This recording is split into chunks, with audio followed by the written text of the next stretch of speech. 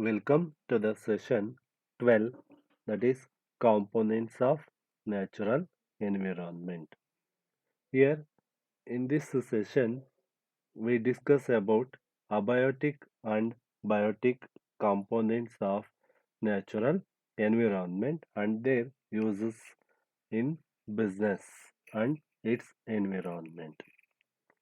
The main learning objective of this study is to the meaning of abiotic and biotic components and their uses in the environment or uses in the business. And after studying this session, the students will be able to understand how these both biotic and abiotic components are very useful for business and industry and as well as trade and commerce as well as human being. Abiotic components are the components which are non-living things which are available in the earth, which was discussed in the last session. These common abiotic components include atmosphere, lithosphere, hydrosphere, water, air or wind, temperature and sunlight, and chemical elements. These are all discussed one by one in these following slides. First one is atmosphere. The atmosphere is the thin layer of the air that surrounds the earth. It is held by the gravitational force of the earth. Here atmosphere includes the air layer of the air which surround the earth and also having the gravitational force of the earth. If we throw anything from the earth, it will again back to earth immediately. That is the gravitational force in the atmosphere. The atmosphere protects us from the harmful UV rays from the sun by blocking them out. It contains a number of gases like oxygen, which is very essential for human life, also plant and animal life. Without oxygen, human or animal beings or living beings will not live a single minute. And it also includes dust and water vapors. Dust, a small particles of the atmosphere, which will uh, we, this dust or small particles will not visible to the normal people. It will visible only through certain equipments of the it will be visible from certain equipments. And water vapor is the vapor i- when the water evaporated due to the heat generated from the sun. These water vapors construct a rainfall clouds. Through clouds, rainfall will occur in various areas. Seawater will evaporated and constructed as clouds. These are all will rained in various surrounding of the land. Next, i- it changes in atmosphere bring changes in weather and climate also. The weather and climate will be divided into various seasons in a year. These seasons include winter season, summer season, and rainy seasons. These are all three seasons which we will find in the atmosphere. In the winter season, there is a very cold weather in the atmosphere. In the summer season, heavy high temperature or heavy heat which is generated through the sun rays. And in the rainy season, we can found high rainfall in all the areas. This rainy season very suitable for growing agricultural crops in various fertile lands. According to the fertility of the land, various type of products will be grown in the land resources through the landfills. Animals and other creatures breathe oxygen or filter it from water, and plants grow because of the presence of carbon dioxide. So, here in this atmosphere, animals and other creatures, such as human beings, also breathe the oxygen and leave carbon dioxide to the atmosphere. After this breathing process, carbon dioxide will be leaved to the atmosphere. This atmosphere will be cleaned through plants by absorbing the carbon dioxide for production of the food in plants. Carbon dioxide is very essential for plants for um, for creating their food or fertility. Next is lithosphere.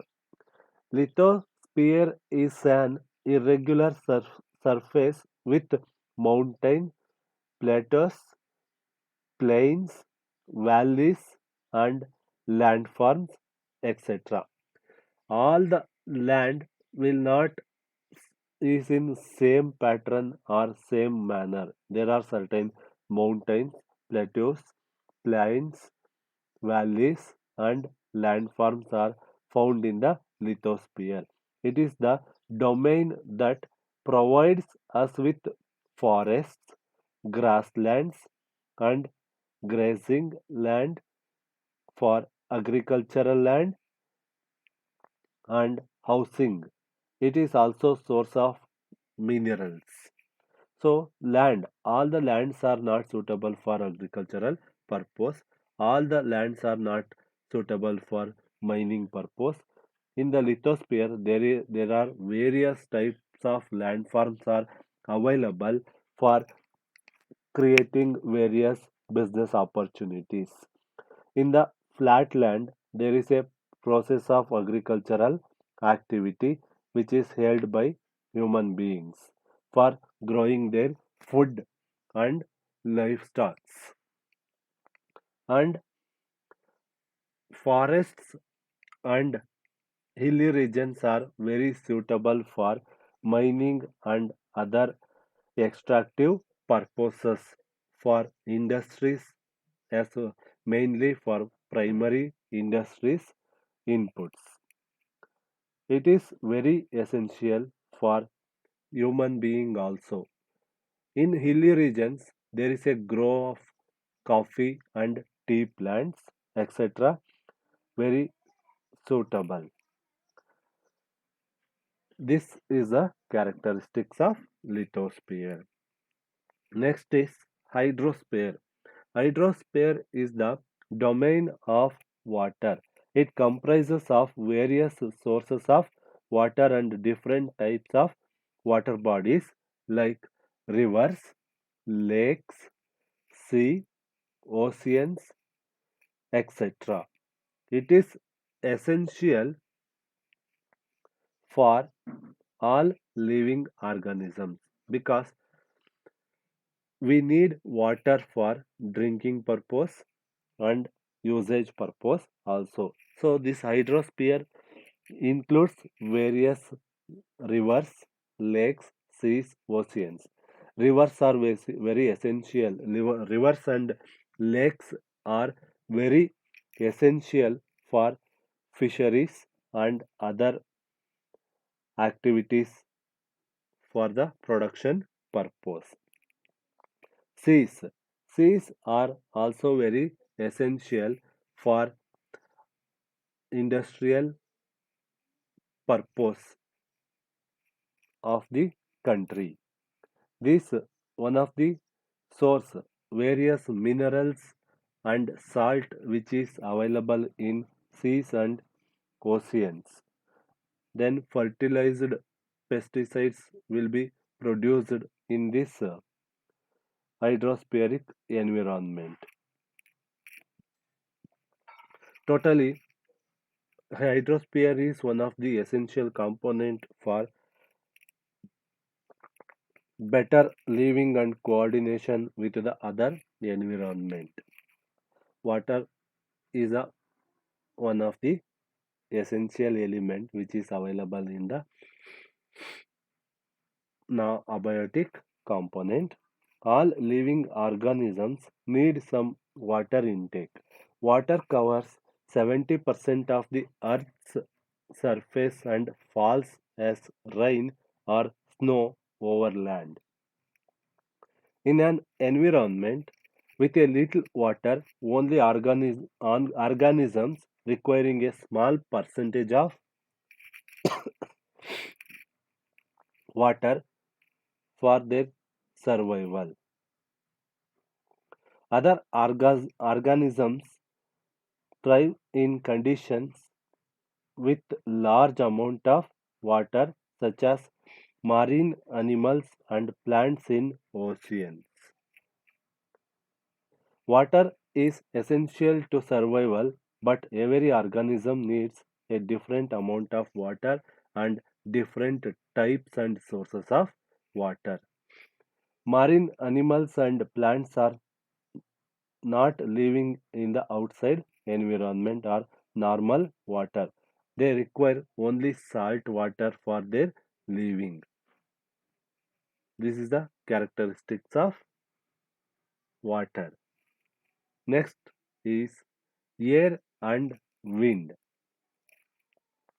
Often, biotic factors are affected by other factors. Air or wind is consist of many gases. Some of these gases are essential for living, like oxygen and carbon dioxide. The wind speed and direction affect the temperature and humidity of an area. It also carries seeds and aids to pollination and spreading of life. This is another one component of abiotic component. Next is temperature and sunlight. Temperature of the air and water affect the animals, plants and human ecosystem. A rise in temperature has the potential to change in the way of living things develops because it changes the metabolic activities of the each and every organism. All living organisms have a tolerance level of temperature. For example, human would die if we stood out in minus 50-degree temperature. Light exposure often affects the temperature also. Areas with direct sunlight are very warmer when compared to other areas. Weather is a condition of the atmosphere at any given time and place. It is the result of sun behavior plus land and water distribution over the earth plus topography of the lands when the irregularities of weather are smoothed out by taking averages over a long period of time. We call it climate. Next is chemical element. Chemical element act within the environment to impact what type of water organism can grow in the area. Chemical elements is one of the composition including acidity level and has a large impact on the plants in the area. These chemical elements make up all matter including other abiotic components. These chemical elements are very essential for various purposes in one or other way. These are all the abiotic components in the environment which we were studied. Next, biotic components. Biotic factors are the living components of an ecosystem. They are stored into three groups. One is producers or autotrophs, consumers or heterotrophs, and decomposers or detritivores. First is producers. Producers are the plants in the ecosystem which can generate their own energy requirement through photosynthesis in the presence of sunlight and chlorophyll. All other living beings are dependent on plants for their energy requirement of food as well as oxygen. For example, plants. These producers are in the category of plant. It is in the ecosystem. Consumers. Consumers include herbivores, carnivores, and omnivores. The herbivores are the living organisms that feed on plants. They are purely vegetarians. For example, cow, buffalo, etc. Carnivores eat other living organisms. They depend on other animals. For example, tiger, lion, etc. Wild animals. They only eat carnivores or other animals. Omnivores are the animals that can eat both plant and animal tissue. For example, some animals and human also. Both both vegetarian and as well as non-vegetarian. Last is decomposers. Decomposers are the fungi and bacteria which are the saprophyte. They feed on the decaying organic matter and convert this matter into nitrogen and carbon dioxide. Decomposers are very essential for increasing the fertility of the land. These decomposers play a vital role in recycling the nutrients so that the producers means plants can use them once again. For example, microorganisms, fungi, and bacteria, these are all very essential for decomposing the various particles in the earth which are dead, either in either they may be consumers or producers. After death of these consumers and producers, their decomposing activity is done through these fungi and bacteria. These are all the common abiotic and biotic components which we can see in the